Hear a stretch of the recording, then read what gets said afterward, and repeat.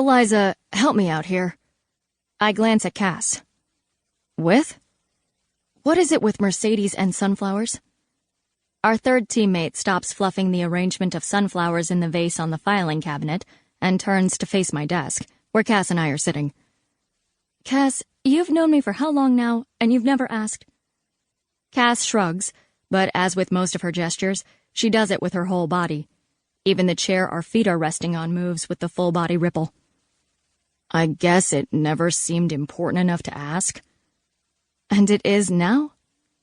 No, but now I'm bored and you have a fresh delivery of them. I tune them out.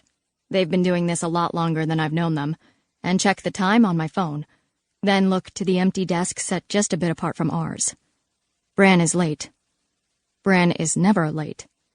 He is, in fact, compulsively early for everything. I like sunflowers because they reach for the sun. Always. Oh, God, you and your metaphors. Okay, so there's a larger-than-average possibility that I'm looking for Bran less out of concern and more out of a wish that his sudden appearance will derail the friendly bickering. Cassandra Kearney and Mercedes Ramirez met at the FBI Academy some 13 years ago, and both went into the Crimes Against Children Division. Until recently, they were on different teams, but not quite a year ago there was a division-wide restructuring to account for the greater workload all the teams were facing, and our unit chief, Vic Hanavarian, decided we'd benefit from a fourth member. He gave us Cass, who'd been loaned to us on a particularly hellish and personal case 2 years before. Of the various Quantico-based CAC folks, she was the most temperamentally suited to our team, he informed us. He was clearly trying not to laugh during that little speech. We are, without question, Vic's favorite team, largely because Bran and Mercedes were his partners until his promotion, but loving us doesn't mean he doesn't also enjoy poking us with sticks. Or rather, poking Bran with a stick. Bran was already outnumbered with just me and Mercedes. Cass makes it a pretty hopeless situation. Eliza? Eliza! Cass's elbow in my side makes me flinch. What? What do you think? What do I think? What do I think about the thing I was obviously not paying attention to? Both of them snicker, though Mercedes shakes her head. Situational awareness, Sterling. Try to practice some. So, what do I think about what? I ask, rather than dignify that with an actual response. Is Mercedes a sunflower? Cass repeats. You know, this is exactly the kind of conversation that gives him nightmares. They look over at Bran's desk and burst into laughter.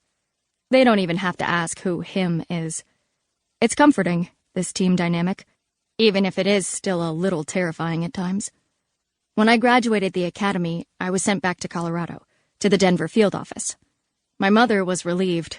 If I absolutely had to go into such a dangerous, unladylike career, at least it was where she could nag me face to face about it. But I was a little disappointed. I'd wanted to go to new places for more than just the 17 weeks of the academy. Then, 4 years ago or so, I was offered a transfer to this team. It took a little while for all of us to adjust. His bag is here, Mercedes notes.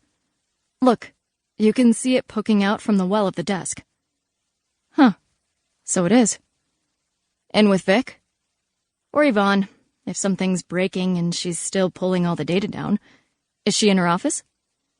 Cass and I both strain to see Yvonne's office, but the door is closed and the windowless space doesn't give us any hint if the team's technical analyst is in yet or not. So, Eliza, have you put the dress up on Craigslist yet? Cass asks. If I give you a fork, will you go play with an electrical socket? She grins at me, unrepentant. Before either of them can offer more suggestions regarding my never-been-used wedding dress, the door to Vic's office, up at the top of a slight ramp that turns toward a conference room a half floor up, opens, and Vic steps out to lean against the railing. Good morning, ladies. Good morning, Charlie. All three of us chorus. Normally, he smiles and tells us to save it for Eddison. Today, you've got a case. Local. Richmond.